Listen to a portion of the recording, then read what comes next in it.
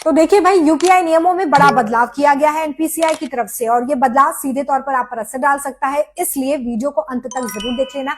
आपको एक एक करके बताती हूँ कि कौन से नियम बदले गए हैं। सबसे पहला समझ लीजिए, अगर आपको भी आदत है यूपीआई ऐप्स पर जाकर बार बार अपना अकाउंट बैलेंस चेक करने की, तो आदत को सुधारना होगा, क्योंकि एनपीसीआई ने अब इसकी लिमिट तय कर दी है।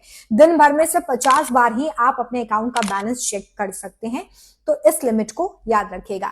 दूसरा, ऑटो पे ट्रांजैक्शन को लेकर भी अब समय और स्लॉट तय कर दिया गया है, उसी समय पर ऑटो पे ट्रांजैक्शंस हो पाएंगे। आपने बहुत सारे सब्सक्रिप्शन ले रखे होंगे, बिल पेमेंट्स होते होंगे जहां पर अपने आप से पेमेंट हो जाती है, तो उसके लिए जो टाइम स्लॉट है उसे तय किया गया है। अब सिर्फ सुबह 10 बजे से पहले या दोपहर 1 बजे से शाम 5 बजे के बीच में ही ऑटो पे के जो ट्रांजेक्शन्स है उन्हें प्रोसेस किया जा सकेगा।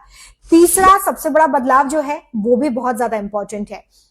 आप किसी एक यूपीआई ऐप से दिन भर में सिर्फ 25 बार ही अकाउंट की डिटेल्स या ट्रांजैक्शन हिस्ट्री को देख पाएंगे, यानी कि बार बार अगर आपको भी ट्रांजैक्शन हिस्ट्री देखने की आदत है ना, तो इसमें सुधार कर लीजिएगा। चौथा सबसे बड़ा बदलाव सुनिए, पेमेंट स्टेटस देखने पर भी लिमिट लगा दी गई है। यूपीआई पेमेंट के बाद अगर आप दिन भर उसका स्टेटस चेक करते रहते हैं तो अब नहीं कर पाएंगे, क्योंकि सिर्फ 3 बार ही आप ये स्टेटस चेक कर सकते हैं, और 3 बार चेक करने के बीच में भी कम से कम 90 सेकंड का गैप देना जरूरी है। इसके अलावा पांचवा बदलाव जो किया गया है एनपीसीआई की तरफ से, उसमें यह बताया गया है कि अब आप सिर्फ 1 महीने में 10 बार ही चार्ज बैक की रिक्वेस्ट कर सकते हैं, क्योंकि बहुत सारी फर्जी रिक्वेस्ट भी आती थी, तो इससे लिमिट करने के लिए अब इसके नंबर्स को सेट कर दिया गया है। 10 बार ही आप ये रिक्वेस्ट कर सकते हैं। तो इन नियमों को ध्यान रखिएगा और इसी हिसाब से काम करिएगा, और लोग भी इसके बारे में जान सके, इसलिए वीडियो को ज्यादा से ज्यादा शेयर करिए। ऐसे बहुत सारे वीडियोस के लिए आप मुझे यानी रोमिता को फॉलो कर सकते हैं, और अगर कोई भी कंफ्यूजन है तो आप इसी वीडियो को मेरे डीएम में भेज के अपना सवाल पूछ सकते हैं।